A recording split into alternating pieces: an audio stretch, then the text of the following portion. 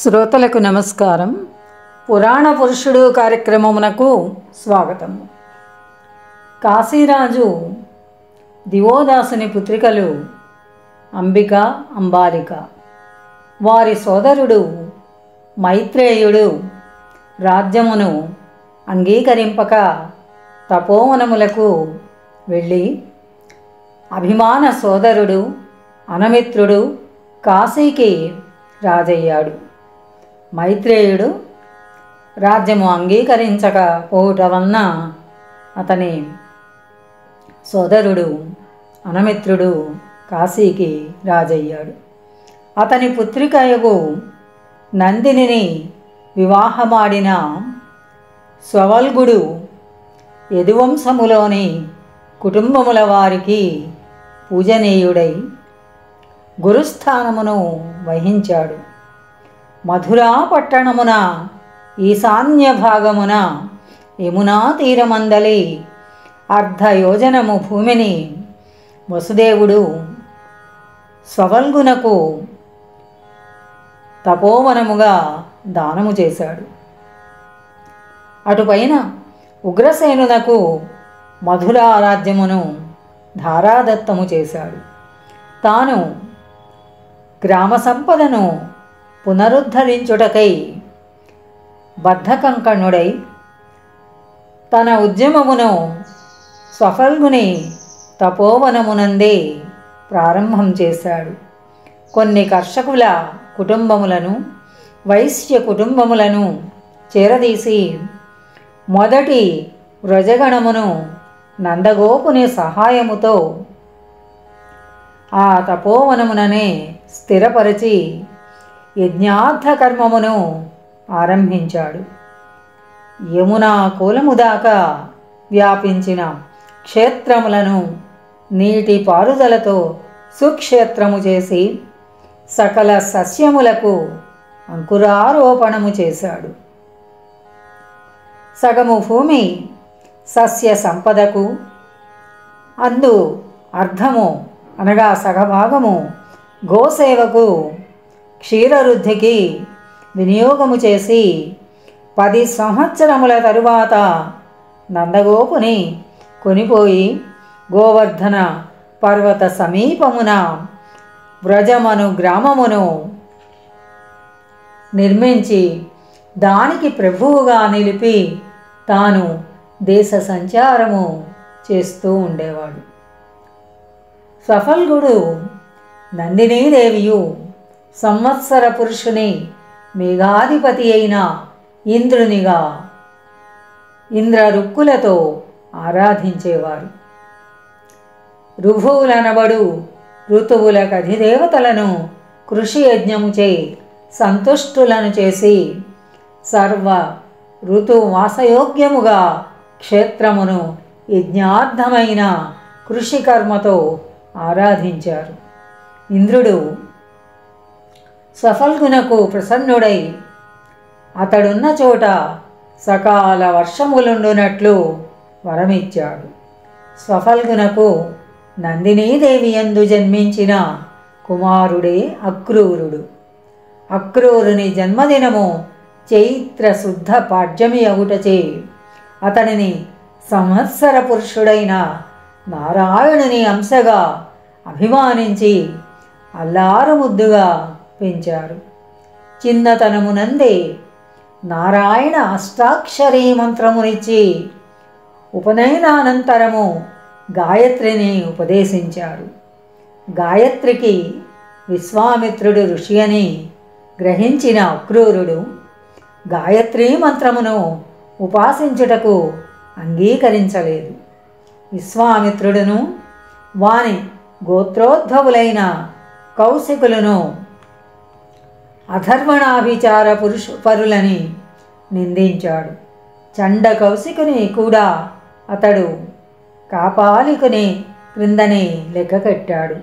తన తల్లికి మేనత్తి అయిన కాశీరాజు కుమార్తెకు కుమారుడు జరాసంధుడు. అతడును అతని తండ్రి బృహద్రథుడును చండకౌశికుని శిష్యులు గనక వారు రాక్షసులనియు కాపాలిక అధర్మమును అవలంబించిన వారు కనుక పంక్తి వాష్యులనియు అక్రూరుని నిర్ణయము. అక్రూరుని జనన కాలమున చేయబడిన యజ్ఞమునందు స్వఫల్గునకు ఇంద్రుడు ప్రసన్నుడై అక్రూరుడున్న తావులందు కూడా సకాల వర్షములుండునని అనుగ్రహించాడు. మధురలోని వారందరూ స్వఫల్గుని వర్షాల గురువుగారని వ్యవహరిస్తూ ఉంటారు. ఎచ్చట వర్షములు లేకున్నను వానిని తీసుకొని పోయి పూజించుటయు అచట వర్షములు పడుటయో పరిపాటి అయ్యింది.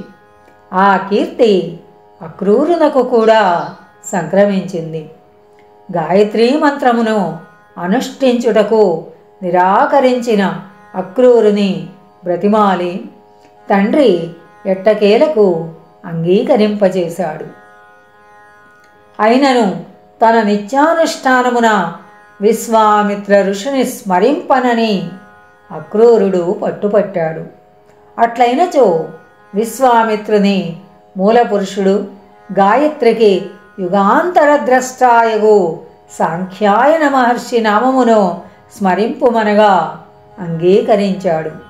ఇంకను పట్టుబట్టి అక్రూరుడు తండ్రి సాన్నిధ్యమున నారాయణ మంత్రదీక్ష పూర్తి చేసి పరాశర మహర్షి పాదములు ఆశ్రయించి తప్త చక్రాంకితుడు అయ్యాడు. అక్రూరుని భుజములపై శాలువ జారినవుడెల్లా కరిగిన బంగారు రంగు జబ్బలపై పెద్ద శంఖ చక్రముద్రలు కొట్టవచ్చినట్లు కనిపిస్తూ ఉండేవి. అతని తమ్మిపూరేకు రంగు శాలువపై కూడా శంఖచక్రములు, తిరుమణి, తిరుచూర్ణములు ముద్రలు తడుక్కుమనుచుంటూ ఉంటాయి. స్వఫల్గుని యజ్ఞార్థ కృషి కర్మలో పాల్గొని భూమిని మంత్రపూతముగా దున్ని పండించు వైశ్య కుటుంబములను, శ్రమించు శూద్ర కుటుంబములను అచట నివాసములు ఏర్పరచుకొని ఆ పంటను యథేచ్ఛగా అనుభవించుచు స్వఫల్గుని ఆదేశముపై మిగిలిన గ్రామముల వారికి పంచిపెడుతూ ఉండేవాడు. పెరిగి పెద్దవాడైన అక్రూరుడు నిరంతర నారాయణ మంత్రానుష్ఠానమున విష్ణు తేజమును ఆర్జించుకొన్నాడు. సంపన్న గృహస్థు కావున వివాహితుడైన వెనుక తండ్రి నుండి సంక్రమించిన క్షేత్రమున వనపాలకులచే కృషికర్మలు చేయించుచు చిరకాలము ఏ వృత్తియూ లేక నిత్యానుష్ఠానపరుడై గురుత్వమును వహించాడు. అతడు అందరికీ ఇష్టుడై భిన్న రూపముల వారి నడుమ సామరస్యము చేకూర్చుటకై విలాసార్థము వారి ఇంట్లకు సన్నిధి చేసి వస్తూ ఉండేవాడు. అందరికీ అనుకూలుడై ఎవరి దగ్గర వారి మాటలాడుచుండును. ఎవరిని గూర్చియు చెడ్డగా మాట్లాడడు. ఎదుటి వారిని అభిమానించి మాట్లాడుతూ ఉండేవాడు. తన విశ్వాసములను తెలుపడు, కానీ ఎవరి విశ్వాసములను తాను అంగీకరింపడు. అలా అని దేనిని కాదనడు. ఈ విధమైన విలక్షణ సత్వగుణ సంపత్తిచే సర్వజన ఆహ్లాదకరుడుగా వెలుగుచూ చంద్రుని వలె చరిస్తూ ఉండేవాడు అక్రూరుడు. కృషికర్మ కొరకు నియమింపబడిన భూమికి పశ్చిమముగా అన్ని జాతుల ఫలవృక్షములు ఉండేవి. అవి వరుసలుగా నాటబడి వాని నడుమ చలువరాతి కాలిబాటలు ఉండేవి. ఆ బాటలు పశ్చిమ దిశగా వ్యాపించి ఉండి చివరి 100 కిష్కూల మేరలో ఉన్న అక్రూరుని ప్రాంగణమునకు మార్గదర్శకములై ఉన్నాయి. భవన ప్రాంగణమునందు జాళ్లు జాళ్లుగా కృష్ణ తులసి మొక్కలు నాటబడి అందందు మందారములు పారిజాతములు మున్నగు పుష్పవృక్షములు పొడుపు టెండలలో శోభలతో తడుక్కుమంటూ ఉండేవి. భవనమునకు నైరుతి దిక్కుగా కొంత దూరమున మంచి గంధపు వృక్షములు ఉండేవి. వాని తొర్రలలో విష్ణుపాద ముద్రలు గల త్రాచులు నివసిస్తూ ఉన్నాయి. అవి అక్రూరుని సాన్నిధ్యమున సత్వగుణము కలిగి ఎవ్వరిని హింసింపగా తిరుగుతూ ఉండేవి. సంధ్యలయందు అక్రూరుడు పెద్ద తొట్టెలలో క్షీరము నింపగా పలు వన్నెల త్రాచులు వచ్చి క్షీరము గ్రోలి వెడలిపోవుచుండుట చూచి అక్రూరుడు ముచ్చటపడుతూ ఉండేవాడు. స్వస్తి సశేషం. మన కార్యక్రమాలు నచ్చితే ఒక లైక్ చేయండి, మాకు ఎంతో ఎంకరేజ్మెంట్గా ఉంటుంది. అలాగే కామెంట్ చేయండి. కామెంట్ చేస్తే మేము మంచి క్వాలిటీ కంటెంట్ అందించడానికి దోహదపడుతుంది. ఆడియోస్ని షేర్ చేయండి. ఆడియోని షేర్ చేస్తే మన ఛానల్ అభివృద్ధి చెందడానికి ఉపయోగపడుతుంది. ఇంతవరకు మన కార్యక్రమాన్ని చూస్తూ ఎంజాయ్ చేస్తున్నట్లయితే, ఒకవేళ సబ్స్క్రిప్షన్ కనుక చేయలేకపోతే ఇప్పుడే ఈ క్షణమే సబ్స్క్రైబ్ చేసుకుని ఆ పక్క నుండి బెల్ బటన్ మోగించండి. వినండి, వినిపించండి, వింటూనే ఉండండి మోహనవాణి తెలుగు పోడ్కాస్ట్.